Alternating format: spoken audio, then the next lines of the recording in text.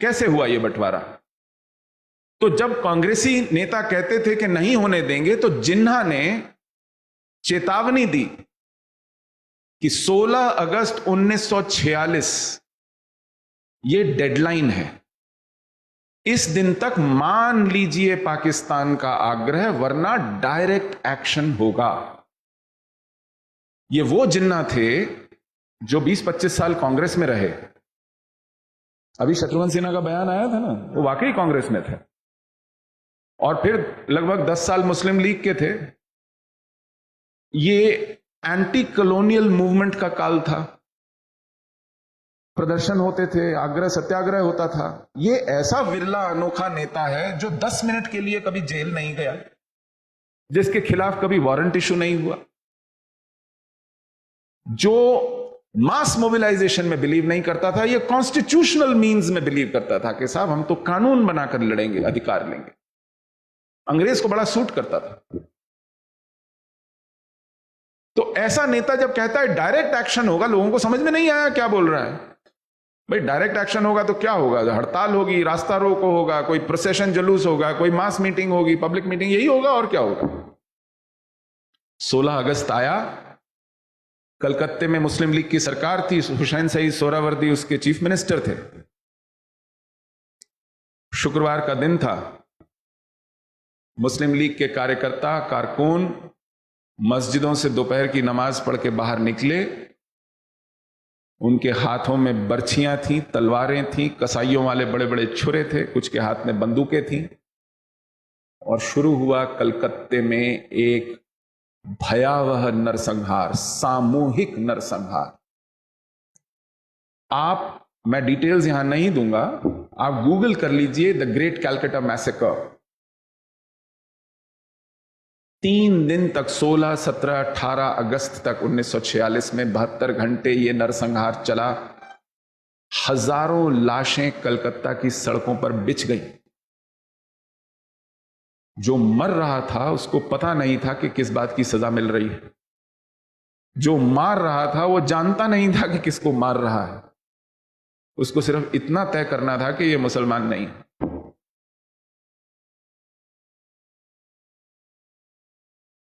और जो लोग कहते थे कि हमारी लाश पे होगा बंटवारा, ऐसी अहिंसावादी कांग्रेस को समझ में नहीं आया कि इसका जवाब क्या दें। यह पाकिस्तान बनवाने के लिए कराया गया पहला दंगा था, first riot for the demand of Pakistan. यह आपको किताबें हिस्ट्री की नहीं बताएंगी। और इसके बाद दंगों की झड़ी लग गई, और ऐसे में जो कहते थे हमारी लाश पे बनेगा पाकिस्तान, उन्होंने कहा भैया जान छोड़ो, पाकिस्तान लो। तो चंद महीनों में पाकिस्तान बनेगा यह तय हो गया। और 14 अगस्त 1947 को, यानी साल में 2 दिन कम, 16 अगस्त 46 को फर्स्ट वार्निंग थी, पहला रायट था, और 14 अगस्त 1947 को, यानी साल में 2 दिन कम, 363 दिन में पाकिस्तान बन के तैयार होके खड़ा हो गया दुनिया के नक्शे पर। और हमारी जो आजादी है वो उसका बाय प्रोडक्ट है। इस देश में पहले विभाजन हुआ, फिर देश आजाद हुआ। और ये गजब की विडंबना है। देखिए 16 अगस्त, 14 अगस्त, और इन दोनों के बीच में सैंडविच्ड है 15 अगस्त। आपको 16 अगस्त के बारे में नहीं बताया जाता। हम 14 अगस्त को याद नहीं करते क्या हुआ था। 15 अगस्त को हम झंडा फहरा लेते हैं कि हम आजाद हुए थे, और दे दी हमें आजादी बिना खड़ग, बिना ढाल। ये हमको घुट्टी में घोल के पिलाया जाता है। ये है हमारी आजादी की कहानी का पटाक्षेप। यहां कंक्लूजन आता है कि इस तरह देश का बंटवारा करके हमको आजादी मिली। मैं आज भी 14 अगस्त को याद करता हूं। मेरे मित्र हैं, तमिलनाडु में हैं, गौतमन हैं, वो 14 अगस्त का दिन याद करते हैं, उन सबको बुलाते हैं। आज भी वो पीढ़ी के कुछ लोग जीवित हैं जिनकी स्मृतियों में, जिन्होंने आंखों से देखा है, उनकी बूढ़ी आंखों में वो अभी भी याद है, वो दृश्य हैं, उनके मस्तिष्क में वो बिल्कुल छपे हुए हैं, सिंज्ड है उनकी मेमोरीज में। उनसे पूछते हैं हम, क्या हुआ था, कैसे हुआ था।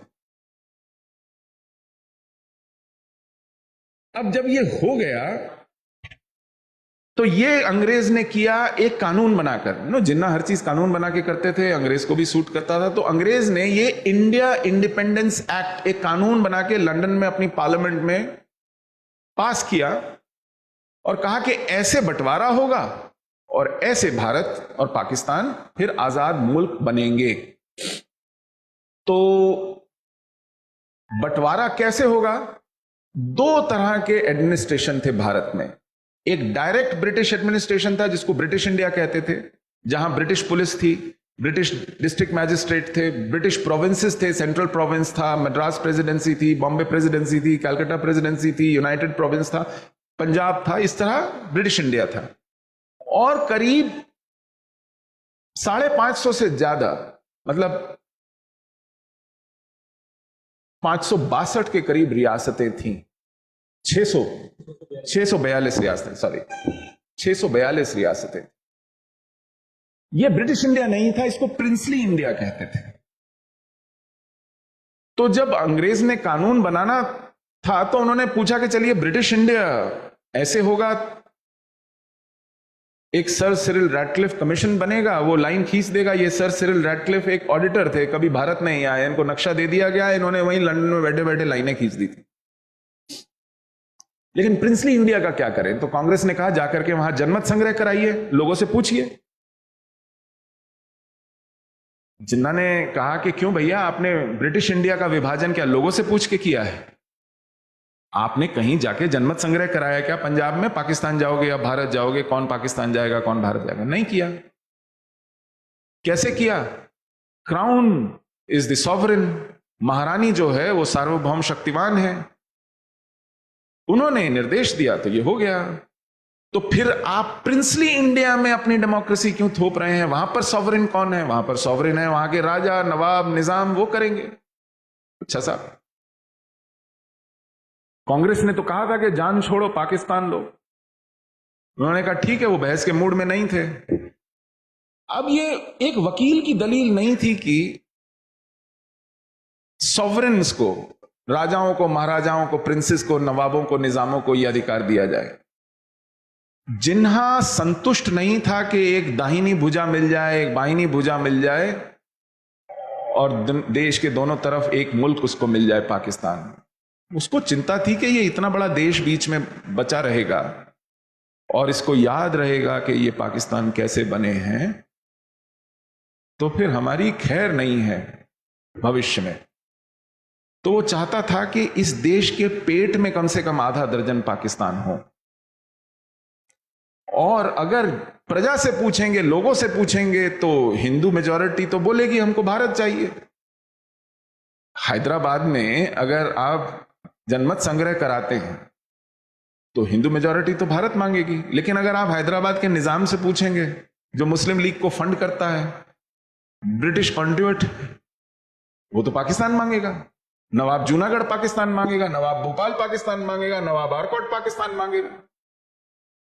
तो देश के अंदर बड़े बड़े पाकिस्तान बनेंगे और कम से कम उत्तर में एक टुकड़ा भारत होगा, दक्षिण में कोई टुकड़ा भारत होगा, इस तरह टुकड़ों में भारत होगा और पाकिस्तान हावी होगा नक्शे पर। तो इस तरह बंटवारा होना चाहिए, यह तय किया।